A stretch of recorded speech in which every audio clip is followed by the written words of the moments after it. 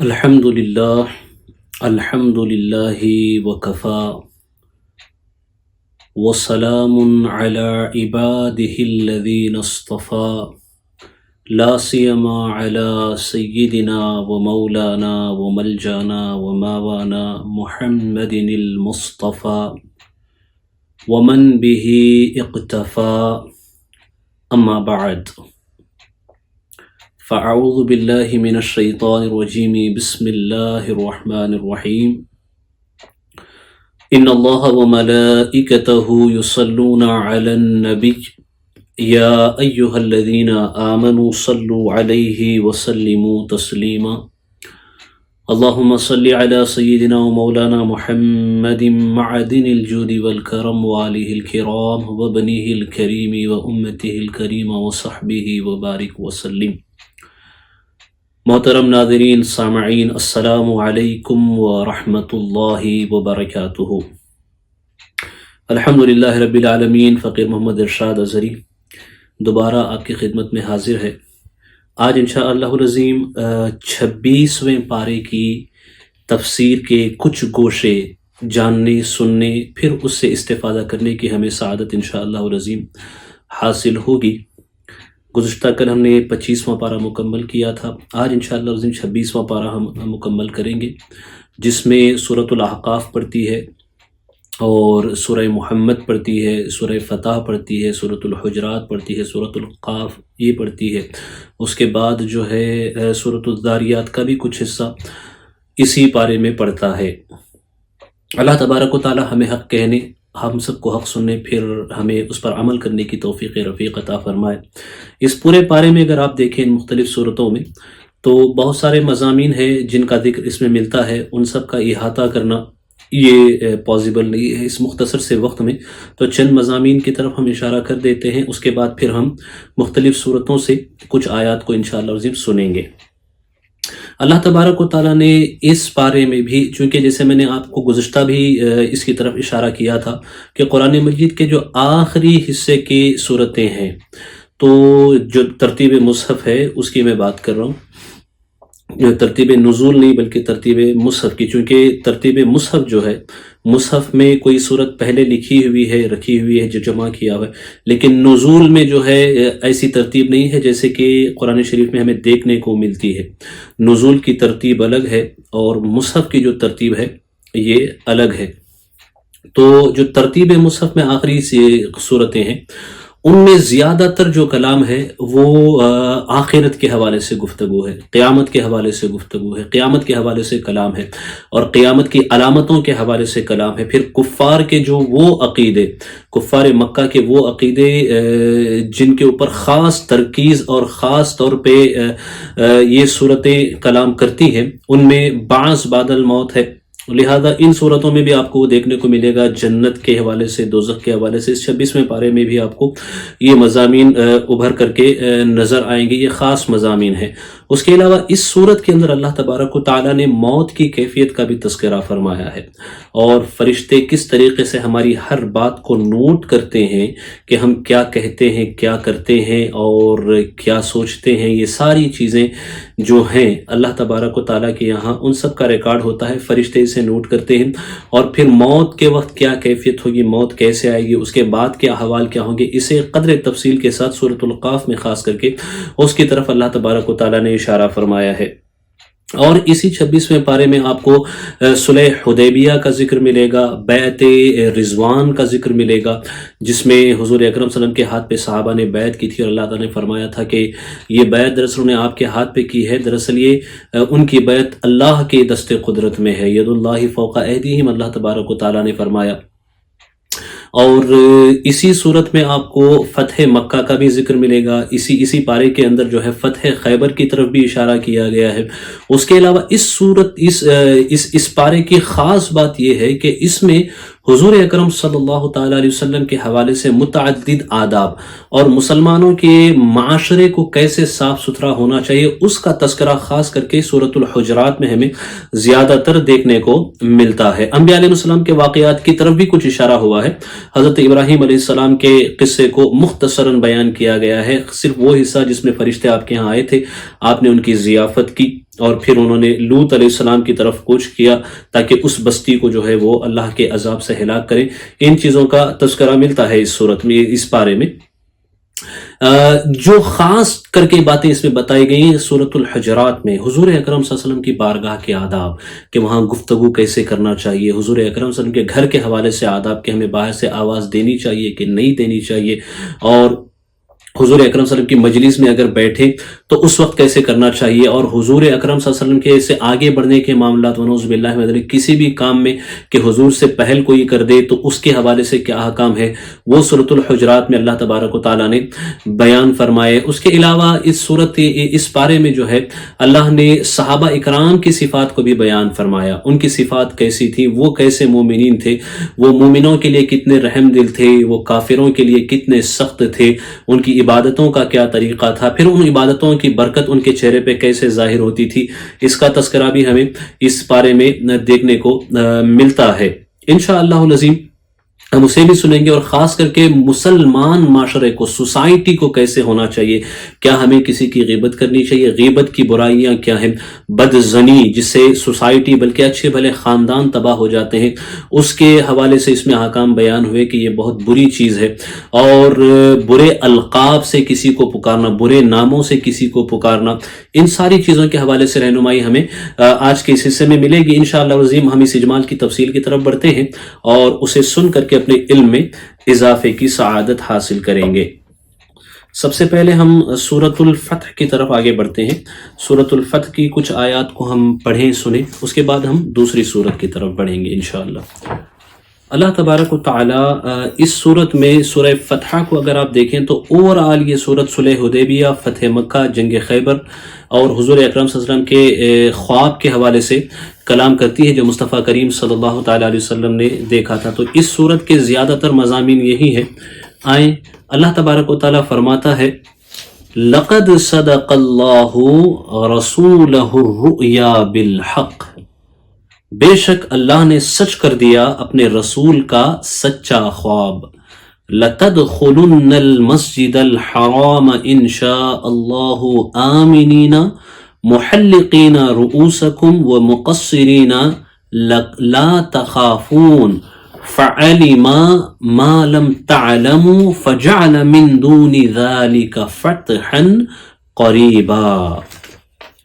بے شک اللہ نے سچ کر دیا اپنے رسول کا سچا خواب، بے شک تم ضرور مسجد حرام میں داخل ہوگے اگر اللہ چاہے امن و امان سے اپنے سروں کے بال منڈاتے یا ترشواتے بے خوف، تو اس نے جانا جو تمہیں معلوم نہیں، تو اس سے پہلے ایک نزدیک آنے والی فتح رکھی.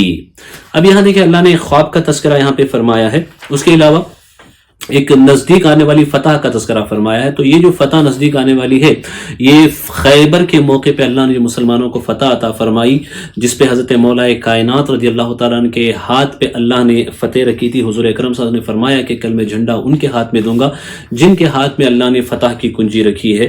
تو ان کے ہاتھ پہ خیبر کا جو قلعہ تھا ناعم وہ فتح ہوا، اس کے بعد اور متعدد قلعے وہاں کے فتح ہوئے، اس کی طرف یہ اشارہ ہے. اب یہ خواب جو ہے جس کا ذکر یہاں قرآن مجید میں اللہ تبارک و تعالیٰ نے فرمایا، یہ خواب دراصل حضور اکرم صلی اللہ تعالیٰ علیہ وسلم نے خواب دیکھا کہ یہ مکہ فتح ہونے سے پہلے کی بات ہے، ہجرت کے بعد کی بات ہے. تو حضور نے خواب یہ دیکھا کہ ہم جو ہے حضور اکرم صلی اللہ علیہ وسلم خود صحابہ اکرام کی جماعت کے ساتھ جو ہے وہ مکہ مکرمہ میں داخل ہوئے، پھر بیت اللہ کا انہوں نے طواف کیا، اور پھر بعض صحابہ نے جو ہے اپنے بال منڈوائے اور بعض نے جو ہے قصر کروایا، ترشوائے اس کو. یہ ساری کیفیت حضور نے دیکھی تو حضور اکرم صلی اللہ تعالیٰ علیہ وسلم نے اسے صحابہ کے ساتھ بیان کیا کہ دیکھیں ایسے ایسے میں نے یہ خواب دیکھا ہے، اور کہ ہم سب مل کر کے جو ہے بیت اللہ کا طواف کر رہے ہیں اور اللہ تبارک و تعالیٰ کے گھر میں جا کر کے اس کی عبادت کی ہمیں سعادت حاصل ہو رہی ہے کعبہ شریف میں. چونکہ جب ہجرت کر کے آئے تھے اس کے بعد سے مسلمانوں کا مکہ جانا ہی منع تھا، ایسے میں یہ گروپ کے ساتھ اوپنلی علل اعلان جانا، اس طریقے کا خواب دیکھنا مسلمانوں کے لیے بہت ہی اشتیاق والی چیز تھی. مومنین کے لیے بہت بڑا معنی رکھتی تھی یہ بات کہ ہم سب اللہ کی بارگاہ میں جائیں، مکہ جائیں اور کعبۃ اللہ کے سائے میں جا کر کے ہم عبادت کریں، طواف کریں، ان ارکان کو ادا کریں. یہ صحابہ اکرام کا اشتیاق تھا، شوق تھا. حضور نے جب بیان فرمایا تو یہ ہوا ایسے کہ حدیبیہ کی جو صلح پیش آئی تو حضور اکرم صلی اللہ علیہ وسلم مکہ سے مدینہ سے نکلے اپنے صحابہ کی تعداد کو لے کر کے تاکہ جائیں وہ مسجد حرام میں جا کر کے عبادت کریں اور پھر جو ہے عمرہ کریں. لیکن کفار نے حضور اکرم صلی اللہ علیہ وسلم کو آنے نہیں دیا، کفار نے آنے نہیں دیا. حضور نے حضرت عثمان غنی رضی اللہ تعالیٰ عنہ کو بھیجا تو حضرت عثمان غنی وہاں پہ رکے رہے. صحابہ اکرام کے دل میں شوق تھا کہ حضرت عثمان غنی شاید وہاں جا کر کے وہ طواف کر رہے ہوں گے اور ہمیں جو ہے طواف کی سعادت نہیں ہے.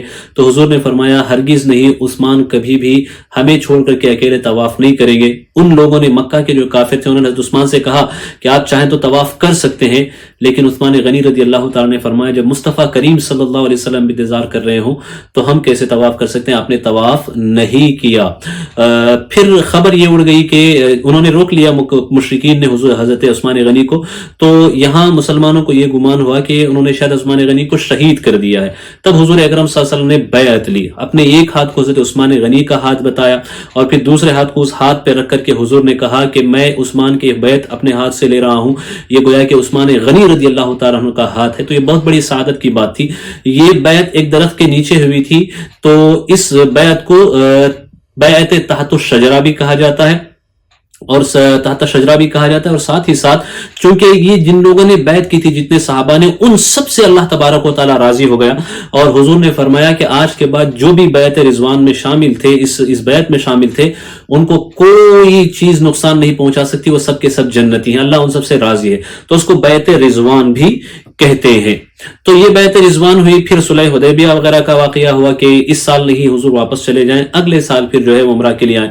تو منافقین نے حضور اکرم صلی اللہ علیہ وسلم کا اور صحابہ اکرام کا مذاق بنانا شروع کیا. دیکھیں انہوں نے خواب دیکھا تھا کہ جا کے مکہ میں جا کر کے عمرہ کریں گے، طواف کریں گے بیت اللہ کا، کچھ نہیں ہوا، جا کے ایسے ہی آ گئے. تو مسلمانوں کو یہ بات اچھی نہیں لگی. مومنین کو اللہ نے قرآن میں آیت نازل فرمائی کہ یہ منافق اگر تھوڑی دیر کے لیے اس پہ ہنستے ہیں یا آپ کا تمسخر اڑانے کی استہزاء کی کوشش کرتے ہیں تو ان کو تھوڑی دیر کے لیے ہنس لینے دیجئے، ہم اس سے بھی بہتر طریقے سے آپ کو مکہ میں داخل کرائیں گے اور پھر آپ اعلانیہ علل اعلان پوری آزادی کے ساتھ مکہ میں ارکان جو آپ ادا کرنا چاہتے ہیں، طواف ادا کریں، آپ عمرہ کریں، یہ ساری چیزیں آپ آسانی سے کر سکتے ہیں. پھر ہوا بھی ایسے ہی کہ اللہ نے اگلے سال مسلمانوں کو فتح مکہ کا موقع عنایت فرمایا. تو فتح مکہ کے بعد جو ہے مومنین جو ہے وہاں جا کر کے انہوں نے طواف بھی کیا، ارکان بھی ادا کیے.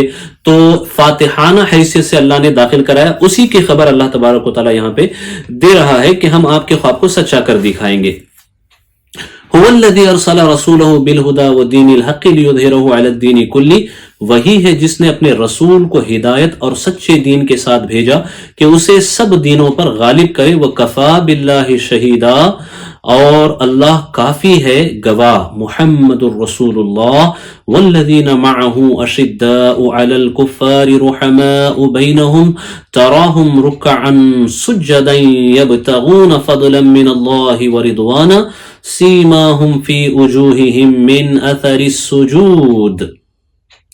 اللہ اکبر. اللہ فرماتا ہے محمد اللہ کے رسول ہیں اور ان کے ساتھ والے کافروں پر سخت ہیں اور آپس میں نرم دل ہیں. تو انہیں دیکھے گا رکوع کرتے، سجدے میں گرتے، اللہ کا فضل و رضا چاہتے. ان کی علامت ان کے چہروں میں ہے سجدوں کے نشان سے. ذالک مثلہم فی التوراۃ، یہ ان کی صفت توریت میں ہے. ومثلہم فی الانجیل، اور ان کی صفت انجیل میں ہے. کزرع اخرج شطأہ فآزرہ فاستغلظ فاستوى على سوقہ یعجب الزراع لیغیظ بہم الکفار. اللہ اکبر. جیسے ایک کھیتی اس نے اپنا پٹھا نکالا، پھر اسے طاقت دی، پھر دبیز ہوئی، پھر اپنی ساق پر سیدھی کھڑی ہوئی، کسانوں کو بھلی لگتی ہے تاکہ ان سے کافروں کے دل جلیں. وعد اللہ الذین آمنوا وعملوا الصالحات منہم مغفرۃ واجرا عظیما. اللہ نے وعدہ کیا ان سے جو ان میں ایمان اور اچھے کاموں والے ہیں، بخشش اور بڑے ثواب کا۔ تو یہ دیکھیں ان آیات میں اللہ نے صحابہ اکرام کی صفات کو بیان فرمایا۔ صحابہ اکرام کی صفات آپس میں کیا ہوتی تھی؟ ان کی جو کوالٹیز تھی وہ یہ کہ وہ آپس میں بڑے رحم دل ہوتے تھے۔ مسلمانوں کے حوالے سے ان کے دل بہت نرم ہوتے تھے، مومنین کے حوالے سے۔ ہاں وہ کفار پہ سخت ہوا کرتے تھے، لیکن آج معاملہ اس کا کچھ الٹا ہو چکا ہے۔ اس وقت حال ایسا ہوتا تھا کہ کسی صحابی کو اگر کسی دوسرے صحابی کے حوالے سے تھوڑا سا بھی پتا چلے کہ وہ تکلیف میں ہے تو وہ برداشت نہیں کر سکتے۔ ہونا یہی چاہیے مومنین کو کہ ایک مومن کے درد کو وہ کبھی بھی برداشت نہ کرے، بلکہ اس کا مداوا کرنے، اسے دور کرنے کی وہ کوشش کرے، کیونکہ یہ سارے کے سارے مسلمان جو ہے ایک بدن کی طرح ہیں۔ مومنین سب کے سب ایک بدن کی طرح ہیں، اور بدن کے کسی بھی عضو کو تکلیف ہو تو تکلیف بدن کو ہوتی ہے۔ ایسے ہی مسلمان مومن کہیں بس رہا، اس کی تکلیف ہماری تکلیف ہے۔ ایسا اتحاد ہمیں اپنے آپس میں پیدا کرنا چاہیے۔ ایسے ہمیں مل کر کے ایک دوسرے کی غم خواری اور درد رسی اور ایک دوسرے کا خیال کرنے کی خاص کر کے موجودہ حالات میں ضرورت ہے۔ تو یہ صفت بیان فرمائی کہ صحابہ کا ایسا حال تھا کہ مومنین کے لیے بڑے ہی رحم دل تھے اور کفار کے لیے بڑے سخت دل ہوا کرتے تھے۔ اور عبادت کا حال یہ کہ جب تم انہیں دیکھو تو اللہ کی بارگاہ میں رکوع اور سجدے کرتے رہتے ہیں، اور عبادتیں اس کثرت سے کرتے ہیں دن کو بھی رات کو بھی کہ ان کے چہرے منور ہو گئے، چہرے پہ عبادتوں کا نور ظاہر ہے، اس کی علامتیں عبادتوں کی ظاہر ہیں۔ کیونکہ جو رات کو عبادت کرتے ہیں، رات کو اگر کوئی نماز قائم کرتا ہے تو ان کے حوالے سے فرمایا گیا من کثرت صلاتہ باللیل حسن وجہہ بالنہار، رات کو جس نے نماز اور عبادت کی کثرت کی اللہ دن میں اس کے چہرے کو خوبصورت بنا دیتا ہے، یہ فرمایا گیا۔ تو صحابہ اکرام کی ایک کیفیت تھی۔ یہاں جو ہے ایک چیز میں سمجھانا چاہتا ہوں، قرآن نے یہ نہیں کہا کہ آپ کو ان کے پیشانیوں میں جو ہے نشان نظر آئے گا۔ بعض لوگ پیشانی رگڑ رگڑ کر کے اس کو بلیک کر لیتے ہیں اور اس کے بعد پھر جو ہے اس آیت کے حوالے سے کہتے ہیں کہ ان کے یہاں جو ہے نماز کا نشان نظر آئے گا۔ تو نماز کی یہ نشانی نہیں ہے کہ پیشانی رگڑ کر کے آپ کالا کر لیں، قرآن نے یہ نہیں کہا۔ قرآن نے پیشانیوں کے حوالے سے نہیں فرمایا کہ نشان جو ہے پیشانی پہ ہوگا، قرآن نے کہا ان کے چہرے منور ہوں گے، چہرے نورانی ہوں گے۔ اس کو کالا کر لینے کا کوئی مطلب نہیں ہے، ایسے رگڑ کر کے کرنا اس کی کوئی اصل نہیں ہے، ایسے کرنا بھی نہیں چاہیے۔ اگر آپ سچے دل سے عبادت کریں گے تو اللہ تبارک و تعالیٰ کی طرف سے قدرتی طور پہ نور آپ کے چہرے پہ آئے گا، اور اسی کا ذکر قرآن یہاں پہ کرتا ہے۔ اب آئیں انشاءاللہ العظیم ہم سورۃ الحجرات کی طرف منتقل ہوتے ہیں۔ اس کی متعدد آیات کو ہم سننے کی سعادت حاصل کریں گے، چونکہ اس میں بہت اہم چیزوں کا اللہ تبارک و تعالیٰ نے ذکر فرمایا ہے، تو اس کی کچھ زائد آیات کو ہم سننے کی انشاءاللہ العظیم کوشش کریں گے تاکہ ہمارے علم میں اضافہ ہو۔ اللہ تعالیٰ فرماتا ہے یا ایھا الذین آمنوا لا تقدموا بین یدی اللہ ورسولہ واتقوا اللہ ان اللہ سمیع علیم، اے ایمان والوں اللہ اور اس کے رسول سے آگے نہ بڑھو اور اللہ سے ڈرو، بے شک اللہ سنتا جانتا ہے، یعنی اللہ اور اس کے رسول سے آگے بڑھنے سے ڈرو۔ اس کے حوالے سے دو روایات وارد ہیں۔ ایک تو یہ کہ کچھ لوگ قربانی جو ہے جب ٹائم آتا قربانی کا حضور اکرم صلی اللہ علیہ وسلم کے زمانے میں، تو ابھی حضور اکرم صلی اللہ علیہ وسلم قربانی نہیں کرتے کہ ان سے پہلے وہ قربانی کر دیتے تھے۔ اسی طریقے سے رمضان کا بھی حضور اکرم صلی اللہ علیہ وسلم اعلان نہیں فرماتے تھے، اس سے پہلے ہی وہ رمضان کا اعلان کر لیتے، اور پھر جو ہے رمضان کہ ابتدا وہ مان لیتے تھے، اور پھر جو ہے وہ ایک چیزیں رمضان میں جو امور کیے جاتے ہیں، معمولات کیے جاتے ہیں، رمضان کے حضور اکرم صلی اللہ علیہ وسلم کی جانب سے اعلان سے پہلے ہی وہ اپنی طرف سے کرتے۔ تو اللہ تبارک و تعالیٰ نے یہاں بیان فرمایا کہ جب تک رسول اکرم صلی اللہ تعالیٰ علیہ وسلم تمہیں چیزوں کو نہ بتا دے، نہ سمجھا دے، تو ان سے آگے بڑھ کر اس سے پہلے نہ کرو۔ یہ بید بھی ہے، کیونکہ اگر تم ایسا کرو گے تو تمہیں اللہ سے ڈرنا چاہیے، توبہ کرو، کیونکہ ایسا کرنے میں ایمان کے بھی ضائع ہونے کا خدشہ ہے، خطرہ ہے۔ تو اب چونکہ رسول اکرم صلی اللہ علیہ وسلم ظاہری طور پہ ہمارے درمیان موجود نہیں ہے، باحیات تو ہیں، لیکن حضور کی وہ ظاہری حیات نہیں ہے جیسے صحابہ اکرام کے دور میں حضور اکرم صلی اللہ علیہ وسلم موجود تھے۔ اگرچہ اب کی جو حضور اکرم کی حیات ہے وہ ظاہری حیات سے بھی بدرجہ اولا کئی گنا بڑھ کر کے ہے، لیکن اب حضور کے احکام موجود ہیں۔ تو یہ چاند کا اعلان، یہ رمضان کا اعلان، ان سب میں جو شریعت مطہرہ کے اصول ہیں ان اصول ہی کی روشنی پہ ہمیں عمل کرنا چاہیے. ان اصولوں پہ اگر ہم پابندی سے عمل کریں تو کوئی مسئلہ ہی نہیں رہے گا.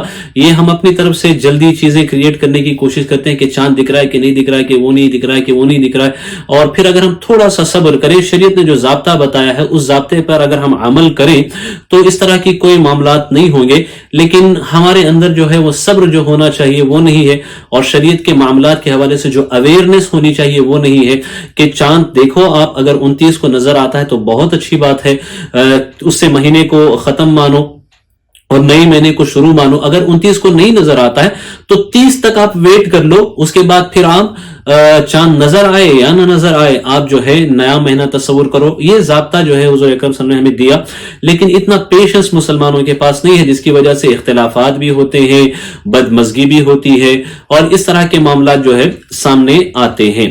اب آئیں دوسری آیت میں اللہ تعالیٰ فرماتا ہے یا ایھا الذین آمنوا لا ترفعوا اصواتکم فوق صوت النبی ولا تجہروا له بالقول کجہر بعضکم لبعض ان تحبط اعمالکم وانتم لا تشعرون. اے ایمان والو اپنی آوازیں اونچی نہ کرو اس غیب بتانے والے نبی کی آواز سے، اور ان کے حضور بات چلا کر نہ کہو جیسے آپس میں ایک دوسرے کے سامنے چلاتے ہو کہ کہیں تمہارے عمل ضائع نہ ہو جائیں اور تمہیں خبر نہ ہو. اللہ اکبر. یہاں جو ہے اللہ نے فرمایا تمہیں خبر نہ ہو. اگر کوئی حضور کی شان میں گستاخی کرتا ہے نا، گستاخی کرتا ہے تو پھر اسے اس کی سزا یہ ملتی ہے کہ اسے اس کے گناہوں پہ توبہ کی توفیق ہی نہیں ہوتی ہے، توبہ کی توفیق ہی نہیں ہوتی ہے، کیونکہ اس کے اعمال ضائع ہو جاتے ہیں، اکارت ہو جاتے ہیں، اسے اس کا شعور بھی نہیں ہوتا، خبر بھی نہیں ہوتی. تو گستاخی رسالت ونعوذ باللہ من ذلک یہ سب سے بڑا جرم ہے، سب سے بڑا جرم. یہاں فرمایا کہ حضور اکرم صلی اللہ علیہ وسلم کی بارگاہ میں بلند آواز سے بات مت کرو، بلند آواز سے تم گفتگو مت کرو. اس آیت کے شان نزول میں ایک روایت ذکر کی ہے کتب احادیث میں محدثین نے کہ ایک صحابی ہوا کرتے تھے حضرت ثابت ابن قیس ابن شماس. یہ صحابی ہوا کرتے تھے. یہ صحابی جو ہے نیچرلی ان کی آواز بلند تھی، مطلب یہ چونکہ سنتے تھوڑا سا کم تھے تو زور سے ان کے سامنے لوگوں کو بولنا پڑتا تھا، تو یہ بھی جو ہے نیچرلی زور سے بولا کرتے تھے، تھوڑا سا آواز ان کی اونچی تھی. جب یہ آیت نازل ہوئی تو حضرت ثابت ابن قیس اپنے گھر میں بند ہو گئے. وہاں بیٹھ کر کے آپ گریہ کر رہے ہیں، رو رہے ہیں کہ ہائے میں تو ہلاک ہو گیا، میرے اعمال برباد ہو گئے، کیونکہ میری آواز اونچی ہے اور میں اونچی آواز سے بات کرنے کا عادی ہوں. اللہ نے یہ آیات میرے حوالے سے نازل فرمائی تو وہ اپنے گھر میں بند ہو گئے. حضور اکرم صلی اللہ علیہ وسلم نے صحابہ سے پوچھا کہ اے صحابہ حضرت ثابت ابن قیس ابن شماس نظر نہیں آ رہے ہیں، کہاں ہیں وہ؟ تو حضرت سعد جو ہے ان کے پڑوسی ہوتے تھے، انہوں نے کہا کہ یا رسول اللہ صلی اللہ علیہ وسلم وہ بیمار تو نہیں ہے، ایسا معاملہ نہیں ہے، میں گھر جا کر کے معلوم کرتا ہوں. وہ گھر پہ گئے، گھر میں جا کر کے انہوں نے پوچھا تو حضرت ثابت ابن قیس ابن شماس نے کہا کہ میری آواز بلند ہے اور اللہ نے یہ آیت نازل فرمائی، اور چونکہ میری آواز اونچی ہے تو میرے اعمال ضائع ہو گئے، کہیں میں جہنمی ہو گیا. اس طریقے کے خدشات وہ ظاہر کرتے رہے اور روتے رہے. تو حضرت سعد آئے، انہوں نے آ کر کے حضور اکرم صلی اللہ علیہ وسلم کی بارگاہ میں خبر دی تو حضور نے فرمایا جاؤ حضرت ثابت ابن قیس ابن شماس کو یہ خوشخبری سناؤ کہ یہ آیت آپ کے حق میں نہیں ہے، آپ جنتی ہیں. یہ مژدہ حضور نے ان کو سنایا. تو پھر وہ آپ کی بارگاہ میں حاضر ہوئے. اس کے بعد جو ہے حضرت ثابت ابن قیس ابن شماس جو ہے ان سے بہت سارے معاملات اور بھی پیش آئے جسے ہم آگے سنیں گے. تو یہ جب آیت کریمہ نازل ہوئی تو صحابہ اکرام کا معمول ایسے بن گیا کہ کوئی صحابی حضور کی بارگاہ میں زور سے سانس نہیں لیتے تھے، اس طریقے سے ادب کا خیال کرتے تھے. حضرت صدیق اکبر رضی اللہ تعالیٰ عنہ، حضرت عمر فاروق اعظم رضی اللہ تعالیٰ عنہ، یہ اتنی دھیمی آواز سے حضور اکرم صلی اللہ علیہ وسلم کی بارگاہ میں بات کرتے تھے کہ کبھی کبھار حضور اکرم صلی اللہ علیہ وسلم کو ان سے پوچھنا پڑتا تھا دوبارہ سے بارہ. ادب کا خیال کرتے ہوئے آپ نے اپنی آوازوں کو اتنا پست کر لیا. یہی حال آپ کو اولیاء کی زندگی میں نظر آئے گا. یہاں تک کہ روضہ اقدس پہ جب بڑے بڑے بزرگان دین حاضر ہوتے، حضرت بایزید بستامی جو مادرزاد ولی ہیں، اللہ اکبر، جو پیدائشی ولی ہیں حضرت بایزید بستامی رضی اللہ تعالیٰ عنہ، اور حضرت جنید بغدادی جو سید الطائفہ کہلائے جاتے ہیں، ان بزرگوں کا حال یہ ہوتا تھا کہ جب وہ آتے تھے حضور اکرم صلی اللہ علیہ وسلم کے آستانے پہ، ظاہری طور پہ حضور کے پردہ فرمانے کے بعد جب روضہ شریف کے پاس آتے تھے تو وہ کبھی روزے کے قریب نہیں آتے تھے، بہت دور کھڑے ہوتے تھے اور اپنی سانسوں کو وہ روک لیتے تھے، اپنی سانسوں کو روک لیتے تھے اور یہ تصور کرتے کہ حضور کے دربار میں آ کر سانس لینے سے بھی کہیں بے ادبی نہ ہو جائے۔ ادب کا اتنا وہ اہتمام کرتے تھے، ادب کا اتنا وہ خیال کرتے تھے۔ اسی کو شاعر کہتا ہے، ادب گاہیست زیر آسماں از عرش نازک تر، نفس گم کردہ می آید جنید و با یزیدی جا۔ دربار رسالت ادب کے معاملے میں عرش سے بھی نازک تر ہے، یہاں ادب کا بہت خیال کرنا ہے۔ یہی وجہ ہے کہ حضرت بایزید بستامی اور جنید بغدادی جیسے اکابر اولیاء جب بارگاہ رسالت میں روضہ شریف پہ حاضر ہوتے تو وہ اپنی سانسوں کو بھی روک لیا کرتے تھے، ادب کو ملحوظ خاطر رکھتے ہوئے۔ اور آج یہ بدبخت، یہ متوع چند ریالوں کے لیے اپنا ایمان بیچ کر حضور کے روضے کی طرف پیٹ کر کے کھڑے ہوتے ہیں اور وہاں چلاتے ہیں، وہاں غوغا کرتے ہیں، شور کرتے ہیں۔ ونعوذ باللہ، مسلمانوں جس کسی کو بھی حرمین شریفین کی حاضری ہو تو وہاں اپنی آواز کو بہت پست رکھنا روضہ شریف کے سامنے، کیونکہ حضور زندہ ہیں، زندہ ہیں، زندہ ہیں۔ ہمیں ان آداب کا ہر وقت لحاظ کرنا لازم و ضروری ہے۔ وہاں جب جائیں تو نہ چلانا، نہ بلند آواز سے بات کرنا، آواز کو انتہائی پست اور انتہائی ادب کا خیال کرنا ہے۔ قرآن مجید کہتا ہے کہ جب صحابہ نے اپنی آواز پست کی تو اللہ نے ایک اور آیت نازل فرمائی، کیا؟ ان الذین یغضون اصواتهم عند رسول اللہ اولئک الذین امتحن اللہ قلوبهم للتقوی لہم مغفرۃ واجر عظیم۔ بے شک وہ جو اپنی آوازیں پست کرتے ہیں رسول اللہ کے پاس، وہ رسول اللہ کے پاس وہ ہیں جن کا دل اللہ نے پرہیزگاری کے لیے چن لیا، پرکھ لیا ہے، ان کے لیے بخشش اور بڑا ثواب ہے۔ یہ حضرت صدیق اکبر فاروق اعظم اور وہ صحابہ جو پہلی آیت کے نازل ہونے کے بعد اپنی آواز کو پست رکھتے تھے ادب کی خاطر، ان کی شان میں، ان کے حق میں یہ آیات نازل ہوئی۔ ان الذین ینادونک من وراء الحجرات اکثرهم لا یعقلون ولو انہم صبروا حتی تخرج الیہم لکان خیرا لہم واللہ غفور الرحیم۔ بے شک وہ جو تمہیں حجروں کے باہر سے پکارتے ہیں ان میں اکثر بے عقل ہیں، اور اگر وہ صبر کرتے یہاں تک کہ تم آپ ان کے پاس تشریف لاتے تو یہ ان کے لیے بہتر تھا، اور اللہ بخشنے والا مہربان ہے۔ یہ بنی تمیم ایک قبیلہ تھا، وہ لوگ دوپہر کے وقت حضور کی بارگاہ میں آئے، حضور اپنے حجرے میں آرام فرما رہے تھے، تو وہاں سے کھڑے ہو کر کے انہوں نے حضور کو آواز دینا شروع کر دی۔ حضور چونکہ قیل اللہ فرما رہے تھے، آرام فرما رہے تھے، اب جب انہوں نے آوازیں دینا شروع کی تو حضور اکرم صلی اللہ علیہ وسلم نکل کر کے کمرے سے باہر تشریف لائے۔ اللہ کو یہ بات پسند نہ آئی، محبوب سوئے تھے اور ان لوگوں نے جگا دیا، تو یہ بات اللہ کو پسند نہ آئی، تو اللہ نے یہ آیت نازل فرمائی اور فرمایا کہ تمہیں چاہیے کہ صبر کرو یہاں تک کہ محبوب کریم صلی اللہ علیہ وسلم اپنی نیند پوری کر لیں، آرام پورا کرنے کے بعد وہ خود باہر تشریف لائیں، تب جا کر کے آپ اپنا مدعا تم ان سے عرض کرو۔ باہر کھڑے ہو کر کے اس طریقے سے مت چلایا کرو کہ یہ ادب کے خلاف ہے۔ ذرا دیکھیں تو صحیح، قدم قدم پہ دربار رسالت کا ادب پروردگار عالم سکھاتا ہے۔ اللہ اکبر، کیا شان ہے مصطفیٰ کریم صلی اللہ علیہ وسلم کی۔ تو یہ ادب انہیں بتایا گیا، اور پھر بتایا گیا کہ اب یہ غلطی تم سے ہو گئی، یہ اس وجہ سے کہ بے عقلی والی یہ بات ہے، تو اگر تم توبہ کر لو تو اللہ تبارک و تعالی تمہیں صبر والا پائے گا، اللہ تبارک و تعالی تمہیں بخش دے گا، تم اللہ کو بخشنے والا پاؤ گے۔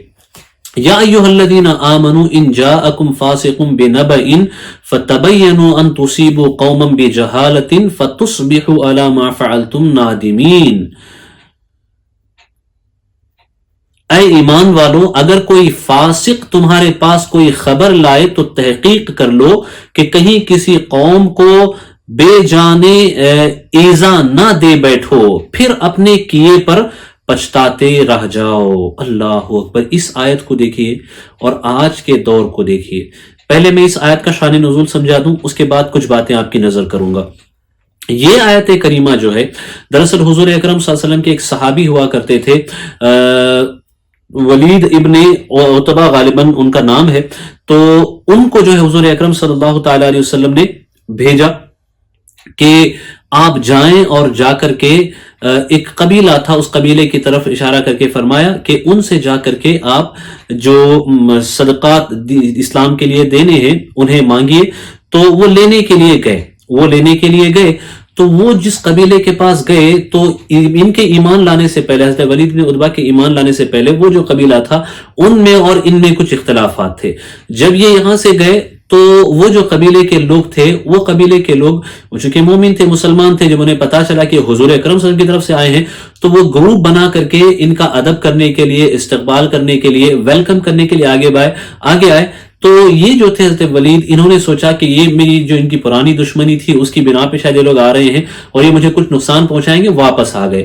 اور پھر اسی درمیان میں ایسی باتیں ہوئی کہ حضور اکرم صلی اللہ علیہ وسلم کی بارگاہ میں ان کو حضرت ولید کو جو ہے یہ کہا گیا کہ وہ لوگ صدقات پیش نہیں کریں گے، تو انہوں نے آ کے ایسے رپورٹ جو ہے بارگاہ رسالت میں پیش کر دی۔ تو حضور نے حضرت خالد بن ولید کو بھیجا، حضرت خالد بن ولید گئے، انہوں نے جا کر کے دیکھا تو انہوں نے جو صدقات دینے تھے وہ سارے دے دیے، اور پھر معاملے کو انہوں نے کلیئر کر کے بتایا کہ ان کا آنا ان کو نقصان پہنچانے کی وجہ سے نہیں تھا، بلکہ وہ آگے اس لیے آ رہے تھے تاکہ ان کا استقبال کریں، ان کو ویلکم کریں۔ تب اللہ تبارک و تعالیٰ نے آیات نازل فرمائی کہ کسی بھی خبر پہ فوراً یقین مت کر لیا کرو، پہلے اس کی تحقیق کرو، اور خاص کر کے جب فاسق کوئی خبر لے آئے تو ایسے میں تو بات کو بالکل بھی مت ماننا۔ اب مجھے بتاؤ کہ جو میڈیا ہے نا، میڈیا چاہے سوشل میڈیا ہو، چاہے الیکٹرانک میڈیا ہو، چاہے پرنٹ میڈیا ہو، اسے پڑھ کر کے کبھی بھروسہ مت کرنا، اسے دیکھ کر کے کبھی بھی بھروسہ مت کرنا۔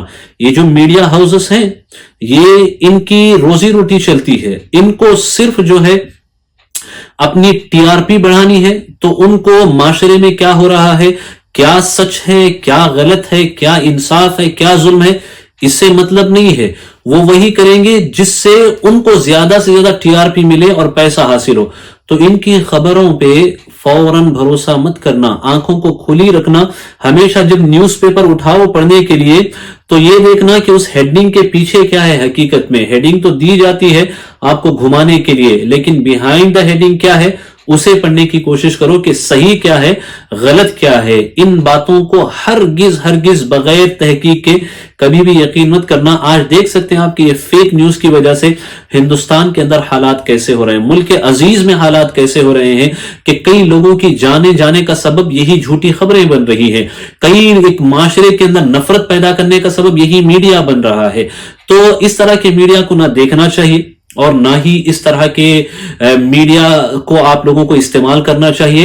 چھوڑ دیں، انہیں ضرورت نہیں ہے، چونکہ ان کو دیکھ کر کے آپ جو ہے اپنا بی پی کیوں ہائی کرتے ہیں؟ ان سب کو دیکھ کر کے آپ کیوں جھوٹی خبریں سن کر کے، غلط خبریں سن کر کے نفرت کو اپنے اندر آنے دیتے ہیں؟ جو نفرت پھیلانے والے ہیں ان کو چھوڑیں، ان سے خبر حاصل کرنے کی ضرورت ہی نہیں ہے، اور جو خبریں آتی ہیں ان پہ فوراً یقین بھی مت کرنا۔ قرآن کہتا ہے کیونکہ اگر تم ایسا کرو گے تو ہو سکتا ہے کسی قوم کو بے جانے میں تم ایذا پہنچا دو، لیکن اس کے بعد پھر جو ہے تم پچھتاؤ گے۔ تو اس لیے پہلے تصدیق کر لو، تحقیق کر لو کسی بھی بات کی، کسی بھی خبر کی۔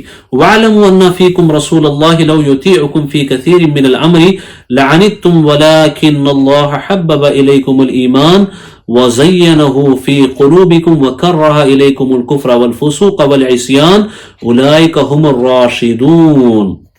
اور جان لو کہ تم اللہ کے رسول ہیں، بہت معاملوں میں اگر یہ تمہاری خوشی کرے تو تم ضرور مشقت میں پڑو، لیکن اللہ نے تمہیں ایمان پیارا کر دیا ہے۔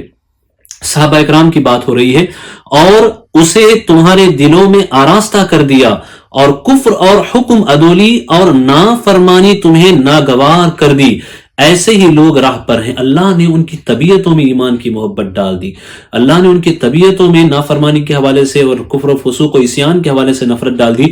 یہ بہت بڑا انعام تھا اللہ تبارک و تعالیٰ کی طرف سے۔ فرماتا ہے فضلا من اللہ ونعمۃ واللہ علیم حکیم، اللہ کا فضل اور احسان، اور اللہ علم و حکمت والا ہے۔ اللہ اکبر۔ اب آئے یہاں پہ آگے کی کچھ آیات بھی ہم سنتے ہیں، اس میں بڑے بہترین احکام ہے معاشرے کو خوش بخت اور معاشرے کو خوشحال بنانے کے لیے، ایک صاف سماج کے لیے، ایک صاف سوسائٹی کے لیے، ایک پرامن اور پیسفل سوسائٹی کے لیے جن چیزوں کی ضرورت ہے ان سب کو تقریباً یہاں پہ ذکر کیا گیا ہے. ہم انہیں سنتے ہیں انشاءاللہ العزیز. اللہ تعالیٰ فرماتا ہے انما المؤمنون اخوۃ فاصلحوا بین اخویکم واتقوا اللہ لعلکم ترحمون. مسلمان بھائی ہیں تو اپنے دو بھائیوں میں صلح کرو اور اللہ سے ڈرو کہ تم پر رحمت ہو. اللہ اکبر. یہ آیات میں مسلمانوں کے درمیان اگر آپس میں جھگڑا ہو جائے تو کیا کرنا چاہیے کہ صلح کرائیں، ان میں صلح کرائیں، چاہے گروپ میں ہو جائے کہ تنہائی میں بھی ہو جائے. پہلے تو جھگڑا ہونا نہیں چاہیے کیونکہ فرمایا گیا تم بھائی ہو. مومنین کے ساتھ کبھی بھی جھگڑا نہیں کرنا چاہیے، نہیں ہونا چاہیے، چونکہ بھائی فرمایا گیا. اگر ہو جائے کسی وجہ سے تو دوسروں کی ذمہ داری بنتی ہے کہ انہیں آپس میں صلح کرائیں. دراصل حضور اکرم صلی اللہ تعالی وسلم اپنے ایک جانور پہ سوار ہو کر کے تشریف لے جا رہے تھے جس کو دراز گوشت کہتے ہیں. دراز گوشت جو ہے ایک دوسرا جانور ہے لیکن ادبن جو ہے اسے دراز گوشت کہا جاتا ہے چونکہ اسے نسبت حضور اکرم صلی اللہ علیہ وسلم کی طرف ہے، تو اس وجہ سے اس کو دراز گوشت کہہ کر کے ادب کے ساتھ یاد کیا جاتا ہے. تو حضور اپنے دراز گوشت پہ سوار ہو کر کے جا رہے تھے تو وہاں حضور نے کیا دیکھا کہ عبداللہ ابن رواحہ اور عبداللہ ابن ابی ابن سلول یہ لوگ اور دوسرے لوگ وہاں پہ بیٹھے ہوئے ہیں. جب حضور جا رہے تھے تو تھوڑی دیر کے لیے وہاں رکے تو جو دراز گوشت تھا اس دراز گوشت نے پیشاب کیا. جب دراز گوشت نے پیشاب کیا تو عبداللہ ابن ابی جو وہاں پہ بیٹھا ہوا تھا اس نے اپنے ناک پہ ہاتھ رکھ لیا کہ کہیں اسے بدبو نہ آئے. یہ بات جو ہے عبداللہ ابن رواحہ کو ناگوار گزری. یہ شاعر صحابی تھے، یہ صحابی تھے جو حضور اکرم صلی اللہ علیہ وسلم کی شان میں نعت کہا کرتے تھے، نعت گو صحابی تھے. تو انہوں نے اسے سخت الفاظ کہے. انہوں نے کہا کہ تم اس طریقے سے کر رہے ہو حضور اکرم صلی اللہ علیہ وسلم کے دراز گوشت کے پیشاب کو تم اس خدشے کے ساتھ کہ بدبو آئے گی یہ رکھ رہے ہو، ہاتھ رکھ رہے ہو اپنے ناک پہ. وہ پیشاب تو مشک و عنبر سے بھی زیادہ خوشبودار ہے. اس طریقے کے الفاظ انہوں نے محبت میں کہے تو بات بڑھ گئی اور آپس میں جو ہے معاملہ جھگڑے کا آ گیا. پھر حضور اکرم صلی اللہ علیہ وسلم نے ان کے درمیان میں صلح کرائی. یا ایھا الذین آمنوا لا یسخر قوم من قوم عسى ان یکونوا خیرا منہم ولا نساء من نساء عسى ان یکن خیرا منہن. اللہ اکبر. اے ایمان والو، نہ مرد مردوں سے ہنسے، عجب نہیں کہ وہ ان ہنسنے والوں سے بہتر ہوں، اور نہ عورتیں عورتوں سے دور نہیں کہ وہ ہنسنے والیوں سے بہتر ہو. یہاں ایک بہت ہی بہترین اصول قرآن نے سمجھا. کسی پہ مت ہنسو. Don't laugh of any one. کسی پہ مت ہنسو کیونکہ تم جس پہ ہنس رہے ہو بہت ممکن ہے اللہ کے نزدیک اس کا مرتبہ تم سے بڑا ہو، وہ اللہ کے نزدیک تم سے زیادہ مرتبے والا ہو. تو کسی پہ مت ہنسو، کسی کا مذاق مت بناؤ، کسی کا ٹھٹا مت بناؤ. نہ مرد مرد پہ ہنسے، نہ عورتیں عورتوں پہ ہنسے، نہ مرد عورتوں پہ ہنسے، نہ عورتیں مردوں پہ ہنسے. مجھے بتائیے یہ آپسی احترام، میوچل ریسپیکٹ کا یہ جو ذرعی اصول قرآن ہمیں دے رہا ہے، اگر اسے اپنا لے، شوہر اپنا لے، بیوی اپنا لے، معاشرے کی عورتیں اپنا لے اور معاشرے کے مرد اپنا لے تو سوسائٹی کتنی خوشحال ہو جائے گی. سب ایک دوسرے کی عزت کریں، کوئی کسی پہ نہ ہنسے، کوئی کسی کا مذاق نہ بنائے، کوئی کسی کا تمسخر نہ اڑائے، استہزاء نہ کرے، دل شکنی نہیں ہوگی، دل نہیں ٹوٹیں گے تو کتنا صحت مند معاشرہ بنے گا، کتنی خوش بخت وہ سوسائٹی بنے گی. یہ دراصل ہوا اس لیے کہ حضرت ثابت ابن قیس ابن شماس جن کا ہم نے ابتدا میں ذکر کیا یہی صحابی تھے. یہ صحابی جب حضور کی مجلس میں آتے تو صحابہ کا معمول یہ ہوتا تھا کہ چونکہ یہ کم سنا کرتے تھے تو یہ سب سے آگے ان کو بیٹھنے کی صحابہ جگہ دیتے تھے. حضور کے سب سے آگے سب سے پاس میں بیٹھنے کی جگہ صحابہ انہیں دے دیتے تھے. ایک دن ایسا ہوا کہ محفل جم چکی تھی، سب صحابہ اکرام بیٹھ چکے تھے تو یہ آئے تو یہ صحابہ اکرام کو ہٹا ہٹا کر کے اس اپنی جگہ کی طرف بڑھنے لگے. جب بڑھنے لگے تو صرف ایک آدمی آپ کے درمیان اور حضور اکرم صلی اللہ علیہ وسلم کے درمیان رہ گیا تو آپ نے اسے بھی ہٹانا چاہا، وہ نہیں ہٹا، وہ نہیں ہٹے وہ صاحب جو حضور اکرم صلی اللہ علیہ وسلم کے سامنے بیٹھے تھے تو آپ ان کے پیچھے بیٹھ گئے. جب محفل برخاست ہو گئی، محفل اٹھ گئی، محفل ختم ہوئی تو اس کے بعد جو ہے آپ نے ان کو کہا کہ ان کی والدہ کا نام لے کر کے کہا کہ پوچھا کہ کس کے بیٹے ہو، جب اس نے کہا تو پھر ان کی والدہ کا نام لے کر کے ایک مخصوص انداز میں انہوں نے کہا جس انداز کو اس دور میں طنزیہ سمجھا جاتا تھا. تو جب انہوں نے کہا کہ تو فلانی کا بیٹا ہے، اس طریقے سے کہا، تو وہ جو صاحب تھے ان کو تھوڑی سی شرمندگی ہوئی. تو یہ چیز اللہ تبارک و تعالیٰ کو پسند نہیں آئی کہ یہ مسلمانوں کا طریقہ کار نہیں ہونا چاہیے کہ ہم کوئی ایسی بات کہیں کہ جس کی وجہ سے دوسرے ان پہ ہنسیں. ایک تو یہ آیت اور اس کے بعد والی آیات جو ہے ان کا شان نزول یہی مکس بتایا جاتا ہے. یہ ہنسنے والی جو اس میں یہ بھی روایت آئی ہے کہ حضرت خباب رضی اللہ تعالیٰ عنہ، حضرت یاسر رضی اللہ تعالیٰ عنہ، حضرت بلال رضی اللہ تعالیٰ عنہ، یہ چونکہ سیاہ فام تھے، حبشہ سے ان کا تعلق ہوا کرتا تھا، اور غربت کی وجہ سے ان کے لباس وغیرہ اچھے نہیں ہوتے تھے. تو کچھ مسلمانوں میں سے جن کو ابھی اسلامی کی پوری تربیت نہیں ہوئی تھی، وہ ان کو دیکھ کر کے کبھی کبھار ہنسا کرتے تھے. تو اللہ تبارک و تعالیٰ نے یہ آیات نازل فرمائی اور نازل فرما کے فرمایا کہ کوئی ایک دوسرے پہ نہ ہنسے. بہت ممکن ہے کہ وہ دکھنے میں آپ کو ایسے لگ رہے ہوں لیکن حقیقت میں وہ اللہ کے یہاں بہت بہتر ہوں. تو یہ آیت جو اخیر تک ہے جس میں ارشاد فرمایا وَلَا تَلْمِزُوا أَنفُسَكُمْ وَلَا تَنَابَزُوا بِالْأَلْقَابِ، اور آپس میں طعنہ نہ کرو، وہ حضرت ثابت بن قیس کے واقعے کی طرف اشارہ کر کے، اور ایک دوسرے کے برے نام نہ رکھو. جب انہوں نے کہا تھا تو فلانی کا بیٹا ہے، تو اس طریقے سے الٹے سیدھے القاب رکھ کر کے کبھی کسی کو مت بلاؤ. بئس الاسم الفسوق بعد الایمان، کیا ہی برا نام ہے مسلمان ہو کر فاسق کہلانا. وَمَن لَّمْ يَتُبْ فَأُولَٰئِكَ هُمُ الظَّالِمُونَ، اور جو توبہ نہ کریں تو وہی ظالم ہیں. تو صحابہ اکرام کے سامنے یہ احکام بیان کیے گئے تو صحابہ اکرام نے ان احکام پہ عمل کرنا شروع کیا. اب جو ہے القاب میں اگر کسی کے اچھے اوصاف کی وجہ سے کسی کا کوئی ٹائٹل ہے تو اس طرح کے القاب رکھ سکتے ہیں اور اس طرح کے القاب سے ان کو یاد بھی کیا جا سکتا ہے. لیکن ایسے القاب جس کی وجہ سے دل آزاری ہو، دل دکھتا ہو، اس طریقے کے القاب رکھنا، پھر اس سے پکارنا، یہ ناجائز ہے، حرام ہے، چونکہ اس میں ایذائے مسلم ہے، مسلمان کو تکلیف دینا ہے. یہ غلط ہے. یہ مسلمان ہو یا کسی کے بھی ساتھ جو ہے اس طریقے کا سلوک نہیں کرنا چاہیے.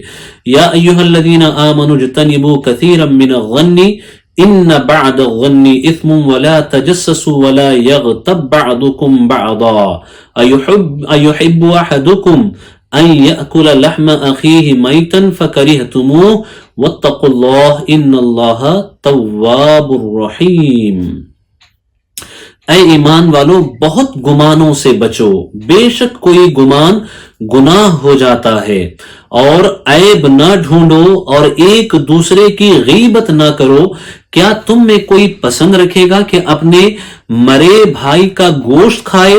تو یہ تمہیں گوارا نہ ہوگا، اور اللہ سے ڈرو، بے شک اللہ بہت توبہ قبول کرنے والا مہربان ہے. یہاں غیبت کی مذمت اور بدگمانی کی مذمت ہوئی کہ یہ بہت بڑے گناہ ہیں، یہ گناہ کبیرہ ہیں. اگر کوئی ایسا کرتا ہے ونعوذ باللہ من ذلک، اسے توبہ کرنا لازم و ضروری ہے، چونکہ بدگمانی سے تعلقات بگڑ جاتے ہیں، بدگمانی سے اچھے خاندان تباہ ہو جاتے ہیں، ہیپی فیملی جو ہے ڈسٹرائے ہو جاتی ہے بدگمانی کی وجہ سے. اس لیے کہا گیا کہ مومن کے حوالے سے ہمیشہ اچھا ہی سوچو، اچھا ہی گمان رکھو، اچھا ہی خیال کرو. دراصل حضور اکرم صلی اللہ تعالیٰ علیہ وسلم جب جہاد کے لیے جاتے تو صحابہ میں سے بھی کچھ عمرہ ہوا کرتے تھے، امیر ہوتے تھے، کچھ غریب ہوتے تھے. تو حضور اکرم صلی اللہ علیہ وسلم ایسا کرتے تھے کہ وہ جو غریب صحابہ ہوتے تھے جن کے پاس کھانے پینے کے لیے کچھ نہیں ہوتا تھا، تو انہیں کچھ دو صحابہ جو امیر ہیں ان کے ساتھ کر دیتے تھے. تو ایسا ہوتا کہ وہ جو غریب صحابی ہوتے تو وہ کچھ کام کرتے، اس کی بنا پہ وہ جو امیر صحابہ ہوتے وہ ان کے اخراجات وغیرہ کو اٹھاتے، برداشت کرتے. اس طریقے کے معاملات بھی ہوتے تھے. تو حضرت سلمان کو حضور نے 2 صحابہ کے ذمہ کیا. تو ان دونوں صحابیوں نے حضرت سلمان سے ایک دن کہا کہ جائیں آپ جا کر کے ہمارے لیے کھانا لے آئیں. تو کھانا لینے کے لیے وہ آئے. حضور اکرم صلی اللہ علیہ وسلم کے باورچی ہوا کرتے تھے حضرت اسامہ رضی اللہ تعالیٰ عنہ. ان کے پاس جب آئے تو وہ شاید تاخیر سے آئے، تو اس وجہ سے کھانا یہاں پہ ختم ہو گیا تھا. وہی بات انہوں نے جا کر کے انہیں بتا دی کہ کھانا ختم ہو گیا ہے. تو یہ بات ان 2 صحابہ کو اچھی نہیں لگی. انہوں نے کچھ ایسے جملے کہے کہ شاید ختم نہیں ہوا، کچھ اور بات ہے، اس طریقے کی بات انہوں نے کہی، گمان وہاں پہ انہوں نے کیا. تو اس کے رد میں یہ آیات نازل ہوئی کہ اس طریقے کا گمان مت کریں، یہ معاشرے کے لیے، سوسائٹی کے لیے اچھا نہیں ہے. پھر جب وہ دونوں حضور کی بارگاہ میں آئے تو حضور نے فرمایا کہ میں تمہارے منہ پر تمہارے بھائی کا خون دیکھتا ہوں، تازہ خون دیکھتا ہوں۔ انہوں نے کہا حضور ہم نے تو کوئی گوشت وغیرہ نہیں کھایا ہے، یہ خون کیسا؟ تو حضور نے فرمایا تم نے گوشت تو نہیں کھایا ہے، لیکن تم نے اسامہ کے حوالے سے اس طریقے کی بات کی، اور یہی غیبت ہے کہ جو بات کسی شخص میں پائی جائے اسی بات کو اس کے پیٹھ پیچھے ایسے بیان کرنا کہ اگر وہ سنے تو اس کو برا لگے گا، یہ غیبت ہے۔ اور اگر وہ بات اس کے اندر نہیں ہے تو پھر یہ تہمت ہے۔ تہمت کی سزا الگ ہے، غیبت کی سزا الگ ہے۔ غیبت بھی گناہ کبیرہ، تہمت بھی گناہ کبیرہ ہے، ان دونوں سے بچنا چاہیے۔ تو حضور نے سمجھایا کہ یہ گوشت کھانے کے برابر ہے، کیونکہ جب کسی کا گوشت آپ کاٹیں گے تو بدن کو درد ہوگا، اور جب غیبت کریں گے تو دل پہ چوٹ پہنچتی ہے۔ تو سمجھایا گیا کہ غیبت سے بچو، بیک بائٹنگ سے بچو۔ اللہ تبارک و تعالی ہمارے معاشرے کو اس سے محفوظ فرمائے، ہم سب کو اس سے بچنے کی توفیق عطا فرمائے۔ آخری آیت جس میں اللہ تعالیٰ نے بہت ہی بہترین اصول پوری انسانیت کو دیا ہے، ارشاد ہوتا ہے یا ایھا الناس انا خلقناکم من ذکر وانثی وجعلناکم شعوبا وقبائل لتعارفوا ان اکرمکم عند اللہ اتقاکم ان اللہ علیم خبیر۔ اے لوگو ہم نے تمہیں ایک مرد اور ایک عورت سے پیدا کیا، تمہیں شاخیں اور قبیلے کیا کہ آپس میں پہچان رکھو۔ بے شک اللہ کے یہاں تم میں زیادہ عزت والا وہ جو تم میں زیادہ پرہیزگار ہے۔ بے شک اللہ جاننے والا خبردار ہے۔ کسی کو کسی کے رنگ کی بنا پہ، کسی کو مال کی بنا پہ، کسی کو نیشنلٹی کی بنیاد پہ، کسی کو دولت کی بنیاد پہ، قبیلے کی بنیاد پہ، کسی پہ کوئی پرائیورٹی یا سپیرٹی حاصل نہیں ہے، سب برابر ہیں۔ لیکن اعلیٰ اللہ کے نزدیک، معزز اللہ کے نزدیک وہ ہے جو زیادہ نیک ہو، جو زیادہ متقی ہو، جو زیادہ بہتر انسان ہو، وہ اللہ کے نزدیک پیارا ہے۔ اگر اس اصول کو پوری دنیا اپنا لے تو دنیا میں نہ ظلم ہوگا نہ زیادتی ہوگی۔ اللہ تبارک و تعالی ہمیں قرآن کی آیات پہ عمل کی توفیق عطا فرمائے، کہنے سننے میں کوئی خطا ہو اللہ معاف فرمائے۔ استغفر اللہ استغفر اللہ استغفر اللہ ربی من کل ذنب وخطیۃ واتوب الیہ وما علینا الا البلاغ۔ السلام علیکم ورحمۃ اللہ وبرکاتہ۔ آج ہی SDI چینل کو سبسکرائب کریں، بیل آئیکن پر کلک کریں۔ ہماری حوصلہ افزائی کے لیے کمنٹس، لائک اور شیئر بھی کرتے رہیں۔